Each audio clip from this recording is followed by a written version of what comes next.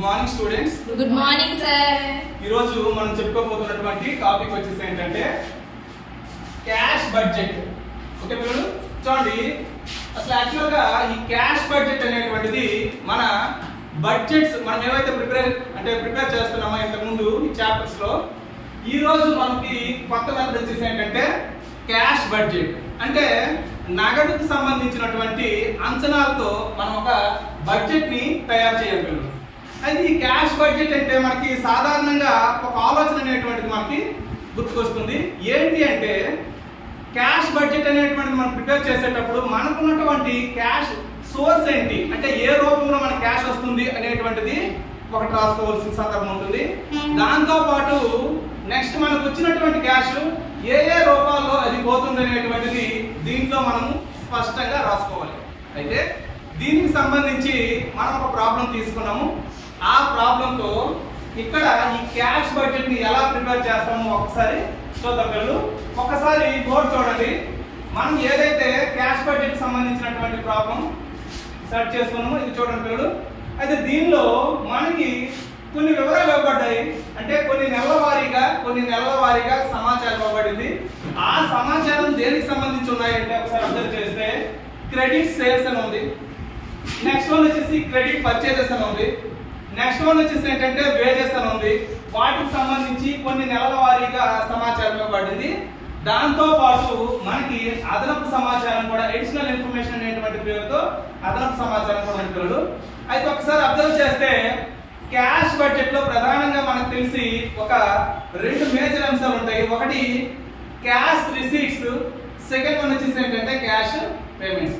అయితే మొదటిగా మనము క్యాష్ రిసీట్స్ ని మనము రాసుకోవాల్సి ఉంటుంది పిల్లలు. ఇదిగో అందుకని చెప్పేసి క్యాష్ రిసీట్స్ అనే ప్లేస్ లో రిసీట్స్ అని హెడ్ పెట్టారు. దీంట్లో ప్రధానంగా మనకు తెలిసి క్యాష్ రిసీట్స్ అంటే ఎలా ఉంటాయి అంటే, ఈ క్యాష్ బడ్జెట్ లో మనం ఎవ్రీ మంత్ కూడా చూస్తే దీనికి సంబంధించినటువంటి ఓపెనింగ్ బ్యాలెన్స్ అనేటువంటిది ఒకటి ఉంటుంది. చూడండి పిల్లలు, ఓపెనింగ్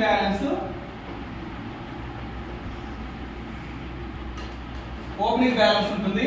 దాంతో పాటు క్యాష్ రిసీవ్ చేసుకునే సందర్భము, ఇక్కడ ఇచ్చినటువంటి ఇన్ఫర్మేషన్ లో ఏది రిసీవ్ చేసుకునే సందర్భం ఉంటుందంటే ఇక్కడ చూడండి సేల్స్. అంటే మనం ఎప్పుడైనా గూడ్స్ ని మనము సేల్ చేస్తే ఆ సేల్ ద్వారా కొంత అమౌంట్ అనేటువంటిది మనకు వస్తుంటది. అది వస్తుంది కాబట్టి ఈ సేల్స్ ని బేస్ చేసుకొని రిసీట్ సైడ్ రాయాల్సినటువంటి ఆస్పెక్ట్స్ కొన్ని ఉంటాయి. అదేంటంటే చూడండి పిల్లలు, క్యాష్ రిసీవ్డ్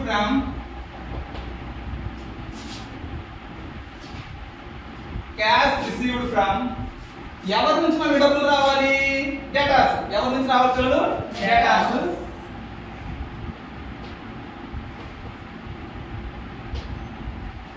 అంటే ఇక్కడ ఒక విషయం గమనించుకోవాలి. క్రెడిట్ సేల్స్ ఏదైతే మనం అమ్మామో, అమ్మితే వాళ్ళ దగ్గర నుంచి డబ్బులు రావాలి. కానీ ఇక్కడ అమ్మినవన్నీ కూడా అరువు అమ్మాం కాబట్టి మరి వాళ్ళు ఎప్పుడు పేమెంట్ చేస్తే అప్పుడు వస్తాయన్నట్టు రాసుకోవాలి. కాబట్టి మనకి ఈ రిసీట్ సైడ్ ప్రధానంగా ఈ రెండు అంశాలు అనేటువంటివి ఉంటాయి. వాటికి సంబంధించి మనము ఆ అమౌంట్స్ అనేటువంటివి మనకి ఇచ్చినటువంటి అడిషనల్ ఇన్ఫర్మేషన్ బేస్ చేసుకొని రాయాల్సి ఉంటుంది పిల్లలు. ఒక్కసారి అబ్జర్వ్ చేయండి. అడిషనల్ ఇన్ఫర్మేషన్ లో ఒకసారి చూడండి పిల్లలు. సాధారణంగా క్యాష్ బ్యాలెన్స్ ఆన్ 1st మే అని చెప్పాడు. అంటే ఏదైతే మే 1 ఉందో ఆ మే 1 కి క్యాష్ బ్యాలెన్స్ అంటే మే 1 ఉన్నటువంటి ఓపెనింగ్ బ్యాలెన్స్ అవుతుంది కదా. మనం ఆల్రెడీ ఈ 3 months కి మనం ప్రిపేర్ చేస్తున్నాం కాబట్టి మే 1 కి క్యాష్ బ్యాలెన్స్ ఎంత ఉంది చూడండి పిల్లలు. 10,000 రూపీస్. మనకి లెక్కలో ఇవ్వబడినటువంటి ఏదైతే 10,000 ఉందో అర్థమవుతుంది కదా. ఈ 10,000 అనేటువంటిది మే నెలలో ఓపెనింగ్ బ్యాలెన్స్ లా రాసాము. నెక్స్ట్ మనం రాయాల్సింది ఏంటంటే క్యాష్ రిసీవ్డ్ ఫ్రమ్ డెటార్స్. అంటే రుణగ్రస్తుల నుంచి వచ్చినటువంటి లేదా వసూలు అయినటువంటి క్యాష్ అని అర్థం. మరి రుణగ్రస్తులు అంటే ఎవరు అవుతారు? ఎవరైతే క్రెడిట్ సేల్స్ అంటే అరువు రూపంలో మనం అమ్మామో వాళ్ళు మనకి బాకీ, వాళ్ళ దగ్గర నుంచి డబ్బులు ఏ రూపంలో వస్తాయంటే ఒకసారి అబ్జర్వ్ చేయండి. దానికి సంబంధించి అడిషనల్ ఇన్ఫర్మేషన్ లో ఎక్కడ రిలేటెడ్ ఐటమ్ ఉందో ఒకసారి చూస్తే ఇక్కడ చూడండి. థర్డ్ పాయింట్ చూసుకోండి. Period of credit allowed by suppliers. Suppliers అంటే పర్చేజ్ లో వస్తుంది. 2 months అంటే వీళ్ళకి ఇచ్చినటువంటివి ఎవరైతే క్రెడిట్ పర్చేజ్ కి ఇచ్చినప్పటికి 2 months అబ్బా పిల్లలు 2 months and to కస్టమర్స్ అంటే మన కస్టమర్స్ కి మనం ఎలా చేస్తున్నాం 1 month. అంటే దీని అర్థం ఏంటంటే ఒకసారి బోర్డు చూడండి, ఒక్కటి రాస్తే మీకు అర్థమైపోతుంది. మనము ఈ రోజు అమ్మాము అంటే వాళ్ళు ఈ నెల సేల్స్ తాలూకా అమౌంట్ నెక్స్ట్ మంత్ అంటే ఒక నెల గడువు తీసుకొని నెక్స్ట్ మంత్ డబ్బులు ఇస్తారు. అయితే మనం ఇక్కడ ఎప్పుడు వేస్తాం పిల్లలు, ఎప్పుడు నుంచి వేస్తున్నాము? మే నుంచి క్యాష్ బడ్జెట్ తయారు చేస్తున్నాం కదా. మరి మే నెలలో మనకి డబ్బులు వసూలు అవుతాయి అంటే అవి ఎప్పుడు వసూలు అవుతాయి చూడండి. మార్చిలో అమ్మాము, ఈ డబ్బులు ఎప్పుడు వసూలు అవుతాయి? ఏప్రిల్ అన్నాం కదా గడువు. నెక్స్ట్ మరి ఏప్రిల్ అన్ని ఎప్పుడు వసూలు అవుతాయి? కాబట్టి మేలో వసూలు అయినటువంటి అమౌంట్ ఎంత? 50,000. అంటే జనరల్ గా మనకి మార్చిలో అమ్మినటువంటి అమౌంట్ సేల్స్ ఈ 40,000 ఏప్రిల్లో దొరుకుతాయి. ఏప్రిల్లో అమ్మినటువంటి ఈ 50,000 ఆ అమౌంట్ ఎప్పుడు రిసీవ్ చేసుకుంటాము? మేలో. కాబట్టి మేలో మనకి ఏ డబ్బులు వస్తాయి? ఏప్రిల్ డబ్బులు వస్తాయి. కాబట్టి ఇక్కడ ఆ 50,000 రాసుకోవాలి పిల్లలు. 1 month అని చెప్పాడు కదా. కాబట్టి చూడండి ఏప్రిల్లో దొరికేవి అంటే ఏప్రిల్ తల డబ్బులు మేలో దొరుకుతాయి. మరి చూడండి మరి మేలో డబ్బులు ఎప్పుడు దొరుకుతాయి? జూన్ లో దొరుకుతాయి. కాబట్టి జూన్ లో అమౌంట్ వేసుకోవచ్చా? 60,000 55,000 ఎంత? 55,000. అంటే చూడండి పిల్లలు ఏప్రిల్లో సేల్ చేసిన అమౌంట్ మేలో దొరుకుతున్నాయి, మేలో సేల్ చేసినటువంటివి జూన్ లో దొరుకుతున్నాయి, జూన్ లో సేల్ చేసినటువంటివి జూలైలో దొరుకుతాయి. ఎంతది? 60,000. ఓకే పిల్లలు, ఇది క్యాష్ రిసీట్ సంబంధించినటువంటి ఆస్పెక్ట్స్. మరి ఇమిడియట్ గా క్యాష్ రిసీట్ సంబంధించినటువంటి ఆస్పెక్ట్స్ ఎప్పుడైతే రాసామో నెక్స్ట్ మన సెకండ్ కేటగిరీ ఈ క్యాష్ బడ్జెట్ లో క్యాష్ పేమెంట్స్. దాన్ని షార్ట్ ఫామ్ లో మనం పేమెంట్స్ అని రాస్తున్నాం చూడండి పిల్లలు. ఇదిగో రాస్తున్నాం.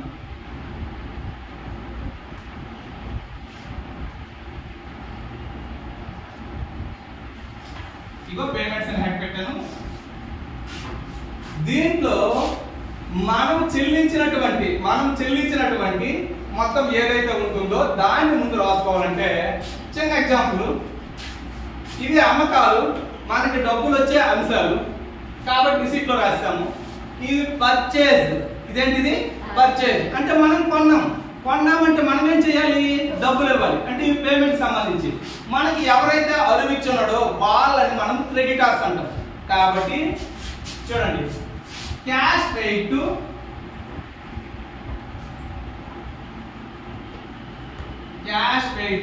Creditors. Cash paid to creditors అని రాసుకోగలరు. ఒక్కసారి అబ్జర్వ్ చేస్తే క్రెడిటార్స్ అంటే మనం ఎవరి దగ్గర నుంచే కొన్నామో, ఎవరైతే మన సరుకు సప్లై చేశాడో వాళ్ళకి మనం పే చేస్తున్నాం. మనం వేసేది మే, జూన్, జూలై అయినప్పటికీ ఇక్కడ చూడండి period of credit allowed by suppliers అంటే మనకు అమ్మేవాళ్ళు అంటే మనం కొంటాం చూడండి ఎవరి దగ్గర నుంచో వాళ్ళట మనకి ఎన్ని నెలలు టైం ఇస్తున్నాడు? 2 months ఇస్తున్నాడు పిల్లలు. ఓకేనా? ఎన్ని నెలలు ఇస్తున్నాడు? 2 months ఇస్తున్నాడు. కాబట్టి పర్చేజ్ లో చూడండి పిల్లలు నీటి వినాలి. ఎప్పుడైతే మార్చిలో మనం కొన్నామో ఎన్ని నెలల తర్వాత మనం డబ్బులు ఇస్తామంటే 2 months తర్వాత. ఎందుకు? మనకు ఆల్రెడీ చెప్పాడు కదా 2 months పీరియడ్ అనేటువంటిది వాడు గడువిస్తున్నాడు. కాబట్టి మార్చిలో కొన్నటువంటి డబ్బులు, మార్చిలో కొన్నటువంటి సరుకు 20,000 2 months అన్నా కదా 1, 2 అంటే మార్చి నెల ఒక నెల, ఏప్రిల్ ఒక నెల. ఈ 2 నెలలు పోయిన తర్వాత ఏ నెలలో ఇస్తాడు? మేలో ఇస్తాడు. కాబట్టి ఈ 20,000 మేకు వచ్చేస్తుంది. అంటే ఇక్కడ మనం మేలో అమౌంట్ వేసేటప్పుడు 20,000 ఇవ్వాలి. అర్థమైంది పిల్లలు? అంటే మనం ఈ రోజు ఒకసారి కొన్నాము. ఏప్రిల్ చూడండి మార్చిలో కొన్నాం, మార్చి నెల డబ్బులు ఇవ్వము 1 నెల, ఏప్రిల్ నెల డబ్బులు ఇవ్వము 2 నెలలు. 2 నెలల తర్వాత అటు 2 నెలలు టైం ఇచ్చాడు కదా. కాబట్టి 2 నెలల తర్వాత డబ్బులు ఇస్తాను. ఆ 2 నెలల తర్వాత ఏ నెల వస్తుంది? మే నెలలో పే చేస్తాను. అయితే మార్చిలో కొన్నివి మేలో డబ్బులు ఇస్తాను, మరి ఏప్రిల్లో కొన్నివి జూన్లో ఇస్తాను. అంతే కదా? ఎంతది? 25,000.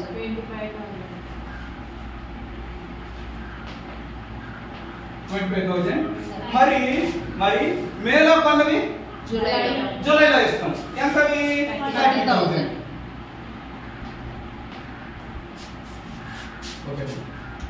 ఇది మనకి ఓపెన్ గా దీంట్లో ఉన్నటువంటి ఆస్పెక్ట్. మరి ఆల్రెడీ ఈ థర్డ్ చూడండి, ఇక్కడ ఇచ్చినటువంటి థర్డ్ ఆస్పెక్ట్ వేజెస్. ఇది రిసీట్ సంబంధించి కాదు. వేజెస్ అంటే మనం పే చేసే ఆస్పెక్ట్, పేమెంట్ చేసేటువంటి ఖర్చంశం కాబట్టి పేమెంట్ లో రాసుకోవాలి. ఇదిగో వేజెస్ పెయిడ్.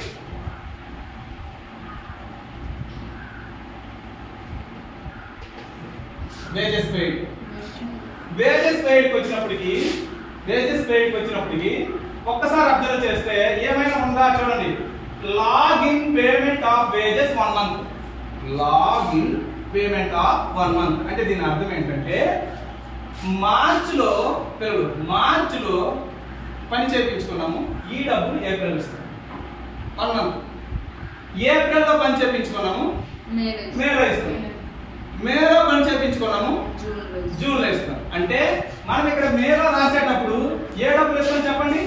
ఏప్రిల్ అమౌంట్ ఎంత ఇస్తాము?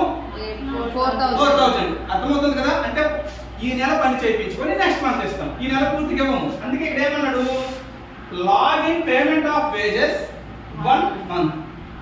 అంటే మార్చిలో పని చేయించుకొని ఇవ్వాల్సిన డబ్బులు నెక్స్ట్ మంత్ ఇస్తాం. అంటే 1 month ఇవ్వకుండా నెక్స్ట్ మంత్ ఇస్తాం. ఇవేమో నెక్స్ట్ మంత్ ఇస్తాం. అంటే ఇక్కడ వేజెస్ వచ్చినప్పటికి 4,000 మేలో ఏప్రిల్ ఇచ్చాం. ఓకేనా? మరి జూన్లో మే ఇవ్వాలి కదా? మే ఎంత? 5,000. మరి జూలైలో జూన్ ఇవ్వాలి కదా? ఎంతది? 6,000. అయితే ఇక్కడ మనకి టేబుల్లో ఇచ్చిన డేటా అంతా కూడా నిన్న రాస్తాం. ఇప్పుడు మనం చేయాల్సింది అడ్జస్ట్మెంట్లు ఏవైతే ఉన్నాయో వాటిని బేస్ చేసుకొని పేమెంట్ సంబంధించిన ఏవైతే అవన్నీ రాసేయాలి. ఒక్కసారి అబ్జర్వ్ చేస్తే దీంట్లో ఫస్ట్ వన్ చూడండి, క్యాష్ బ్యాలెన్స్, ఓపెనింగ్ బ్యాలెన్స్ రాస్తాం. రెండో పాయింట్ చదువుతాం చూడండి.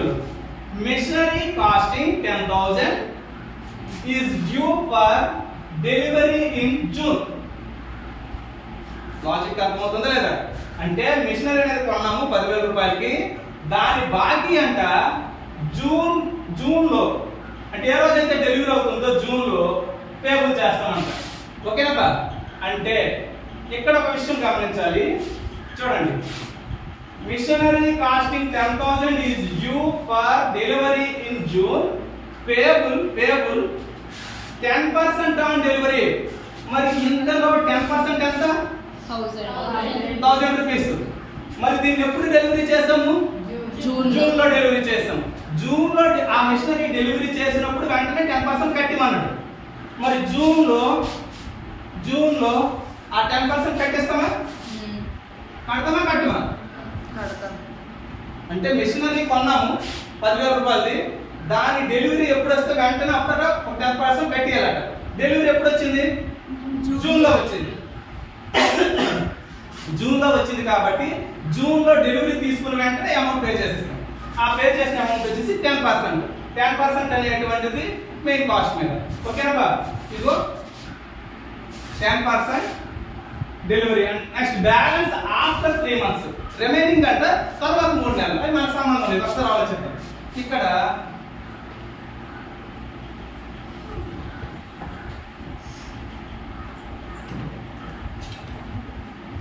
మిషనరీ ఇన్స్టాల్మెంట్ అని చెప్పేసి 1,000 రూపీస్ రాస్తాం. ఓకేనా? రాసాం. ఇది కంప్లీట్. నెక్స్ట్ ఏమన్నాడు? ద బ్యాలెన్స్ ఆఫ్టర్ 3 months అన్నాడు. జూన్లో పే చేసిన తర్వాత మిగిలిన మొత్తం అట 3 నెలలు పోతే 1, 2, 3 అంటే ఇది జూలై, ఆగస్ట్, సెప్టెంబర్ మనకు అనవసరం. కాబట్టి ఇక్కడ రాదు, ఇక్కడ ఓన్లీ జూన్ లో ఫిగర్ వస్తే ఫిట్స్ పెట్టేస్తాం. నెక్స్ట్ అబ్జర్వ్ చేయండి, third point close, fourth point close, fifth point observe చేయండి, మంత్లీ లీజ్ పేమెంట్ 3000. క్లారిటీగా చెప్పాడు, ప్రతి నెల మనం చెల్లించాల్సినటువంటి లీజ్ అంట. Okay, lease amount paid.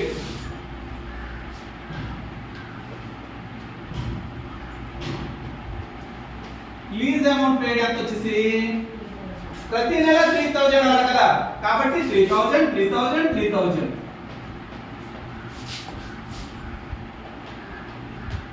పిల్లలు కొంచెం క్యాలిక్యులేటర్ సపోర్ట్ చేయండి, తీయండి. ఓకేనా? ప్లీజ్ అమౌంట్ రాస్తాం. Next income tax payable in September 5000. పిల్లలు ఒకసారి అబ్జర్వ్ చేయండి, ఇన్కమ్ ట్యాక్స్ పే చేస్తున్నాము ఎప్పుడు? ఇప్పుడు మన బడ్జెట్ లో ఆ మంత్ ఉందా? లేదు, కాబట్టి వదిలేయాలి. నెక్స్ట్ మంత్లీ డిప్రిసియేషన్ ఛార్జ్లు 2000 అన్నారు. ఓకేనా?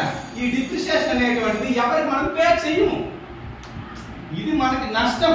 దాన్ని నోట్ చేసుకుంటాం, ఇంత నష్టం జరిగిందని, కానీ ఇది ఖర్చు కాదు, ఎక్కడ డబ్బులు పావు, కాబట్టి దీన్ని రాసుకోము. ఓకే, ఆల్మోస్ట్ మనం అనుకునేటువంటి క్యాష్ బడ్జెట్ లో సెకండ్ హెడ్ అయినటువంటి పేమెంట్ అనేటువంటిది క్లోజ్. మరి క్లోజ్ అయినాక ఒక్కసారి అబ్జర్వ్ చేయండి పేరు,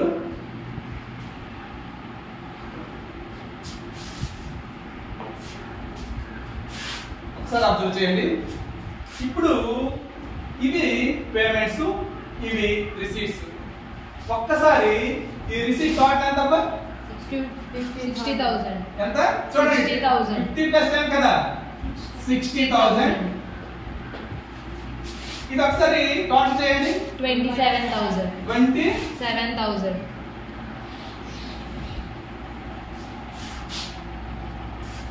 పిల్లలు ఒకసారి అబ్జర్వ్ చేయండి, కొంచెం బోర్డు చూడండి, మీకు కన్క్లూజన్కి వచ్చేసాము ఇంచుమించు. చూడండి అబ్బా, ఇదేమో మనకు వచ్చిన డబ్బులు, బడ్జెట్ వేసేటప్పుడు ఇంత వస్తాయని ఎక్స్పెక్ట్ చేసాము, ఇంత ఖర్చులు అవుతాయని ఎక్స్పెక్ట్ చేసాము. మరి ఇంత వచ్చి ఇంత ఖర్చులు అయితే కొంత మిగిలి ఉండాలి కదా, మిగిలి ఉండాలా లేదా?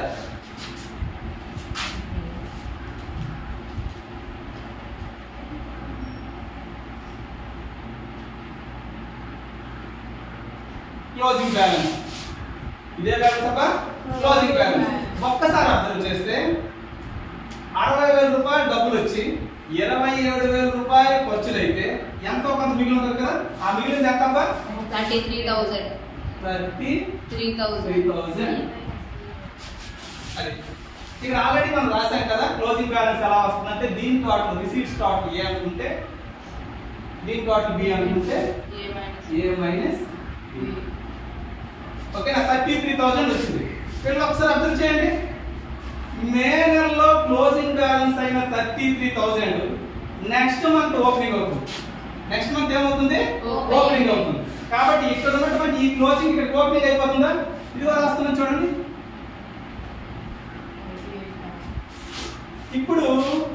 ఇప్పుడు రిసీట్స్ స్టార్ట్ చేసేయాలా? 88,000. June month 88,000.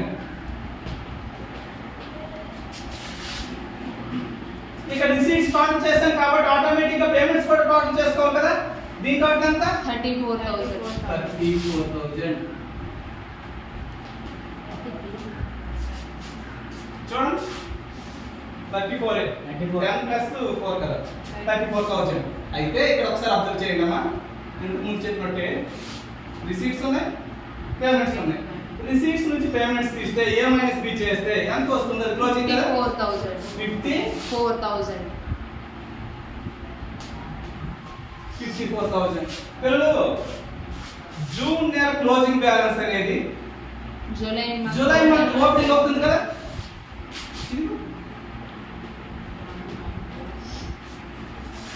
ఓకేనా? ఇప్పుడు ఓపెనింగ్ బ్యాలెన్స్ వచ్చింది, ఈ వాల్యూస్ వచ్చాయి, రిసీట్స్ కలిపి వచ్చా 1,14,000. 1,14,000 రిసీట్స్ స్టార్ట్ చేసాం. ఇక్కడ పేమెంట్స్ కూడా స్టార్ట్ చేయాలి కదా. 39,000. 39,000. ఓకే పిల్లలు, రిసీట్స్ స్టార్ట్ చేసాం, పేమెంట్ స్టార్ట్ చేసాం. ఇక క్లోజింగ్ బ్యాలెన్స్ కనిపెట్టండి చాలు. 75,000. 75,000. ఓకే పిల్లలు, ఇది మనకి క్యాష్ బడ్జెట్ ని ఎలా ప్రిపేర్ చేస్తాం పిల్లలు. చిన్న 2 minutes క్లోజ్ చేస్తాం చూడండి. క్యాష్ బడ్జెట్ అంటే ప్రధానంగా క్యాష్ రిసీట్స్ ని, క్యాష్ పేమెంట్స్ ని మనము రాసుకోవాల్సి ఉంటుంది. అయితే ఇచ్చిన అంశాల్లో ఏది రిసీట్ అంశము, ఏది పేమెంట్ అంశము మనం తెలుసుకోగలిగితే చాలు, ఆటోమేటిక్ గా ఈ క్యాష్ బడ్జెట్ ని మనము ప్రిపేర్ చేస్తాము. ఇంతతో ఈ క్లాస్ అనేటువంటిది క్లోజ్ చేస్తున్నాం.